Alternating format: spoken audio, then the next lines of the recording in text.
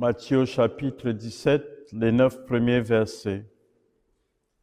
En ce temps-là, Jésus prit avec lui Pierre, Jacques et Jean, son frère, et il les amena à l'écart sur une autre montagne. Il fut transfiguré devant eux. Son visage devint brillant comme le soleil, et ses vêtements blancs comme la lumière.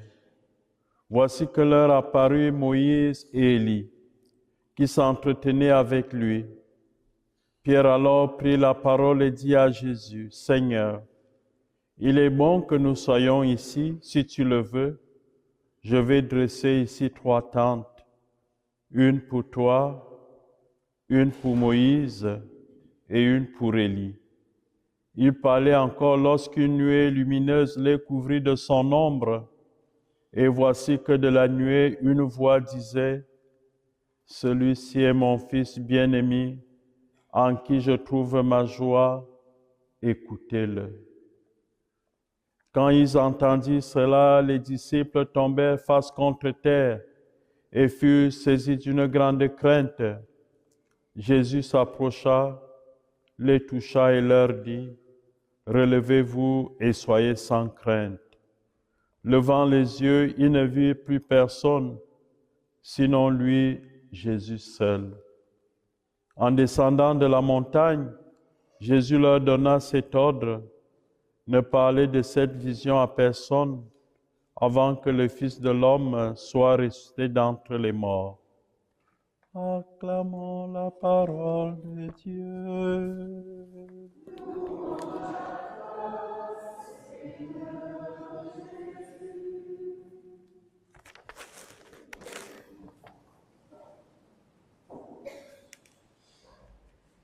Il n'y a pas de micro. On a oublié mon micro. C'est pas grave. Ça va me permettre de rester là.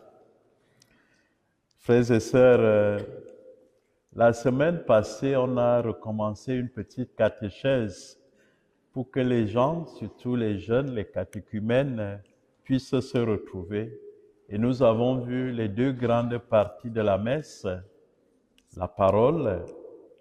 Dans cette parole, il y a d'abord l'Ancien Testament, et puis il y a la prière, les psaumes, et puis la deuxième lecture, qui est toujours tirée des lettres de Saint Jean, de Saint Paul, de Saint Pierre, la lettre aux Hébreux, et puis nous nous levons parce que avec l'Évangile, c'est Jésus qui va nous parler. Jésus vient accomplir tout cela en lui. Et aujourd'hui, je voudrais vous parler encore de la communion. On a vu la consécration. Pourquoi? C'est le moment le plus important. À la consécration, c'est Jésus qui se consacre au Père pour nous. Quand je viens prendre la communion, je viens prendre le corps du Christ. Et il est là tout entier, avec son corps, avec son sang, avec son âme. Et je peux le prendre, il n'y a rien. Pourquoi? Parce que si je ne prépare pas mon âme, si je ne prends pas conscience que je vais à la rencontre de ce Dieu, et Saint Paul nous demande de nous examiner pour ne pas prendre notre mort. Est-ce que je suis en état de grâce? Est-ce que je suis en état de sainteté? Bon, on ne va pas parler de sainteté, mais de grâce. Est-ce que je suis surtout conscient que je vais prendre Jésus? Et qu'est-ce que veut dire prendre Jésus? C'est être transformé par lui. Parce que je peux prendre Jésus et je reste tel que je suis dans mes certitudes, dans mes défauts. Mais normalement, la communion que je prends doit m'amener à écouter Jésus, à être transfiguré à l'image de Jésus, à accepter la parole de Jésus. Je vous demande, avant de venir prendre la communion, de prier un peu pour demander au Seigneur Jésus, « Je viens prendre ton corps, mais je ne suis pas digne. Mais viens en moi et transforme-moi pour que moi aussi, je deviens un disciple authentique. Et quand je vais prendre le corps du Christ, il y a des attitudes. L'attitude, la première, c'est la révérence. Vous imaginez que vous prenez Jésus, Dieu qui s'est fait homme, et je suis là comme ça. Non, il y a une attitude de respect. Je suis en face de la divinité qui s'est humilié, qui s'est abaissé à mon niveau pour devenir le corps qui va me faire vivre de la vie divine. Je pense que je viens là, non pas avec peur, mais avec joie, avec reconnaissance, mais aussi avec beaucoup de respect. C'est pour ça que certains chrétiens, les plus jeunes, ils peuvent faire une genuflexion en face de la divinité. D'autres peuvent juste s'incliner parce que les pieds, ce n'est plus facile. D'autres peuvent donner leur langue. Ça veut dire, Seigneur, je ne suis pas digne de te toucher. Viens seulement à moi, vous connaissez le sentiment romain. Seigneur, je ne suis pas digne de te recevoir. Et Jésus a dit, n'a pas trouvé une personne avec une telle foi. Je peux aussi prendre par les mains, par les deux mains. La main gauche est au-dessus. Et c'est devant le prêtre, pas après que je prends la communion, je mets dans la bouche. Et il y a des personnes malveillantes. Dans mon pays, on en a pris des gens qui venaient de la Rose-Croix. Et ils venaient prendre la communion pour aller faire leur rite satanique pour profaner le corps du Christ.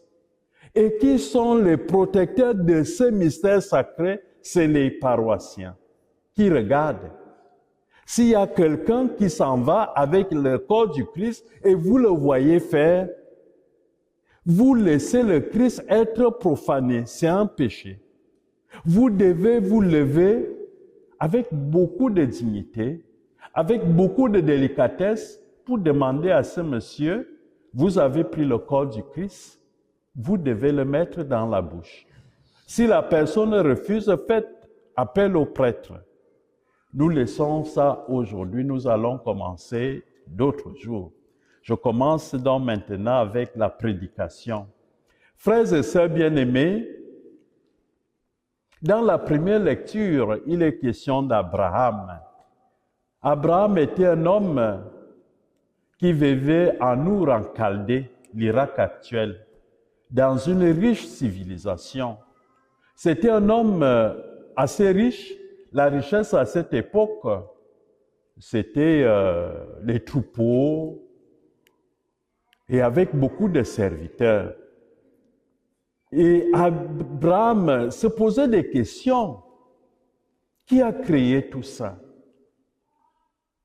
Pourquoi il y a un ordre dans la création? Et un jour, il va avoir ce qu'on appelle la révélation. C'est-à-dire l'homme par lui-même, par son intelligence, ne peut pas comprendre en totalité qui est Dieu. Parce que nous ne sommes pas Dieu. Pour connaître Dieu, il faut être Dieu. Or, l'homme est limité. Il peut connaître quelque chose de Dieu. Mais il a besoin que Dieu lui-même vienne lui parler de Dieu. Et vous savez qu'en Jésus-Christ, c'est Dieu qui va parler effectivement aux hommes qui il est. Dieu vient à la rencontre des hommes. Dieu se révèle donc à lui comme le Créateur, comme celui qui veut le bonheur de l'homme. Il propose à Abraham son amitié. Et Abraham va devenir ce qu'on appelle le porte-étendard de la foi. C'est-à-dire, quand vous dites que vous avez la foi, vous devez regarder Abraham. Il est devant et vous devez le suivre. Que va faire Abraham? Dieu lui demande d'abandonner son pays. Le premier pas dans ce mystère de la foi, c'est l'abandon de certaines choses pour s'ouvrir à des choses nouvelles. de quitter là où on est pour aller là où Dieu nous envoie. Et Abraham ne sait pas là où il va. Mes frères, c'est ça la foi. La foi ne nous fait pas comprendre tout. La foi, ça veut dire la confiance. Je prends un exemple, il y a un couple. Et on vient dire à monsieur, j'ai vu votre femme avec un homme. Et le monsieur répond, non, ce n'était pas ma femme. J'ai confiance à ma femme. Ma femme ne peut pas me faire ça. Il a confiance. Il a la foi en sa femme. C'est cette relation que Dieu voudrait que nous puissions avoir avec lui. C'est-à-dire de dire, Dieu, il m'aime. Et c'est ça que Jésus a vécu. Abraham est donc l'homme qui fait confiance à Dieu. Et dans l'Évangile, Jésus prend avec lui Pierre, Jean et Jacques. Il va monter sur une montagne. La semaine passée, il était au désert. Que veut dire la montagne dans la spiritualité juive? La montagne, c'est là où l'homme rencontre Dieu, ou bien là où Dieu vient à la rencontre de l'homme. La montagne, c'est là où Dieu a donné les 10 commandements à Moïse. Ce sont ces 10 commandements qui vont faire de ces peuples disparates un seul peuple, le peuple saint de Dieu. Quand Jésus monte sur la montagne, ça veut dire qu'il est le nouveau Moïse. Il est plus que Moïse parce que Moïse n'était qu'un homme limité. Lui, il est véritablement Dieu. Et il conduit le nouveau peuple de Dieu à la rencontre de Dieu, c'est-à-dire lui-même, avec le Père et l'Esprit Saint. Parce que nous allons avoir ce qu'on appelle la manifestation de Dieu, de la Trinité sur cette montagne sainte. Quand Jésus arrive donc, qu'est-ce qui va arriver? Il y a d'abord la nuée. La nuée, c'est ce qui conduisait le peuple d'Israël de l'Égypte d'oppression à la liberté. Cette nuée, c'est l'Esprit Saint. Cette nuée va couvrir les apôtres. Et puis, va apparaître Moïse et Élie. Pourquoi Moïse et Élie? Parce que c'était toute la Bible de l'Ancien Testament. Et il y avait les 5 premiers livres qu'on appelle le Pentateuque. Selon la tradition, ils ont été écrits par Moïse. Moïse représente donc la loi. Moïse vient pour nous témoigner que tout ce qu'il a dit, voilà celui par qui tout va s'accomplir. Que ce qu'il a dit, c'était petit. Voici Jésus, c'est lui le Messie, c'est lui le Dieu qui vient à la rencontre des hommes. Donc toute la Bible témoigne de Jésus. Après Moïse, Élie représente tous les prophètes. Parce que dans la Bible, il y a la loi et puis il y a les prophètes. Donc tout ce que les prophètes ont dit, Élie nous montre que c'est Jésus qui l'accomplit. C'est Jésus qui va plus loin parce qu'il est Dieu. Ceux qui sont dit, c'est petit. Voilà l'homme par qui ce qu'ils ont annoncé va s'accomplir. Et puis, Jésus s'entretient avec eux. Qu'est-ce que ça veut dire? Moïse était mort, mais le voilà vivant. Ça veut dire qu'il n'y a pas de mort. Quand vous mourrez, vous êtes vivant en Dieu. La mort n'est pas la fin de tout. Ceux qui prêchent qu'après la mort, c'est le néant, ils se trompent lourdement. Voilà que Jésus parle avec des gens qui sont morts. Et cerise sur le gâteau. Nous avons le Fils, nous avons la nuée qui est l'Esprit Saint. Et maintenant, le Père va encore nous parler, regardez la surdité des hommes. Qu'est-ce que les hommes ont besoin encore pour comprendre que c'est Jésus qui est le Messie, qui est celui que Dieu envoie pour le salut de chacun, pour le pardon des péchés, pour nous donner la résurrection et la vie. Le Père va encore prendre la parole après le baptême pour nous dire, voici mon Fils bien-aimé, écoutez-le. Désormais m'écouter, c'est écouter Jésus. Me suivre, c'est suivre Jésus. Tout ce que j'avais à vous dire, c'est en Jésus que vous avez tout cela. Qu'est-ce qu'il faut à l'homme encore? Qui doit encore parler de Jésus? Si le Père a parlé, si l'Esprit Saint a parlé, les prophètes ont parlé, le maître de la loi Moïse a parlé, il faut encore que qui parle? Moi, je suis indigne.